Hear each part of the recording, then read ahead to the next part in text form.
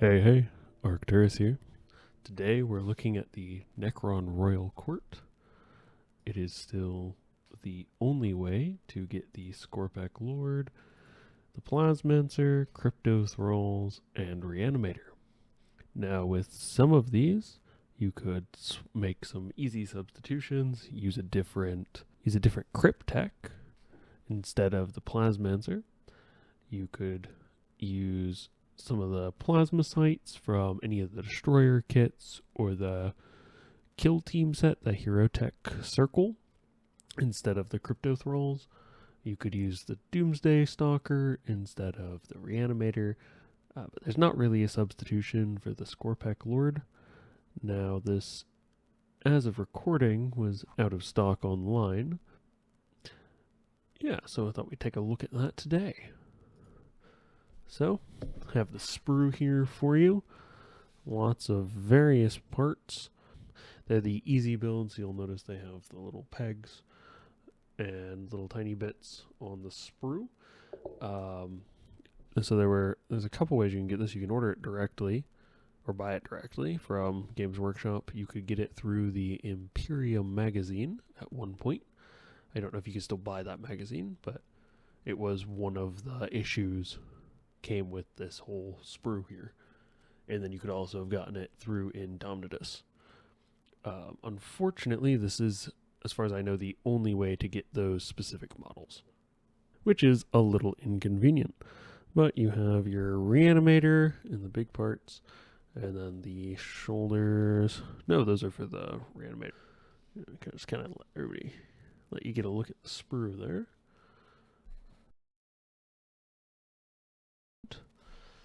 So, looking at one version of the Cryptothralls, so I primed these up in Runelord Brass from Games Workshop. It gives a very nice, smooth finish when it goes on. Sometimes with some primers you get a bumpy surface, which is not great. Sometimes you can fix it by rinsing or a light scrubbing, but this one went down very well. Then the other Cryptothrall, also primed in Runelord Brass. My preferred color scheme is pretty close to the Nihilok scheme, which is like a teal and gold and then silver. Although you could easily swap out the Runelord Brass for it. Pretty similar build. Main difference really is that one arm goes the other way, and then the eye is different. So one is kind of opened to be like a laser beam, and the other is more closed.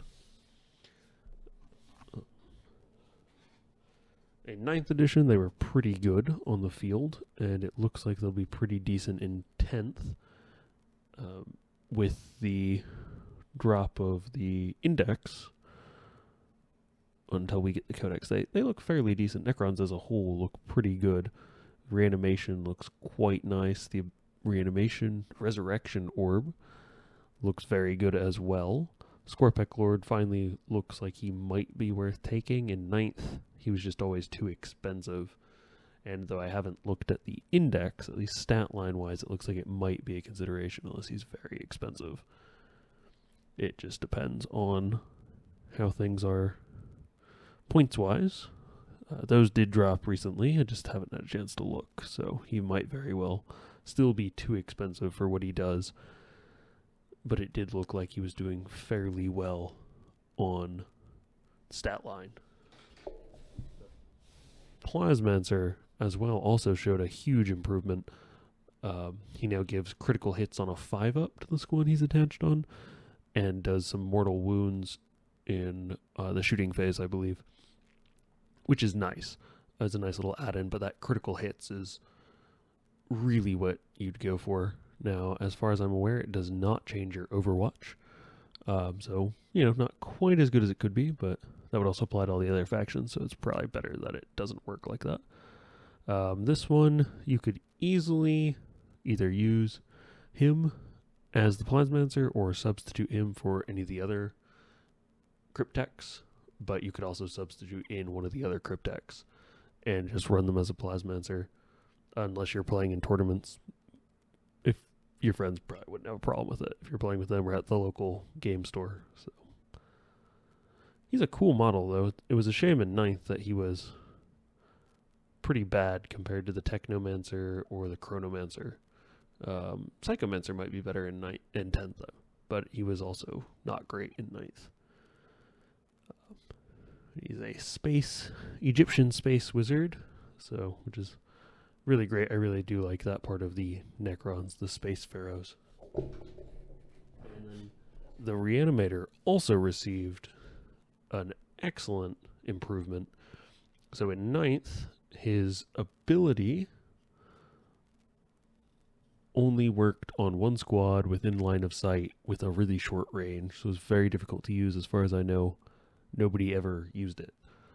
It also didn't do a great deal for reanimation in 9th edition, but in 10th edition is now an aura, which is 12-inch aura, which is great. I believe it's 12 inches.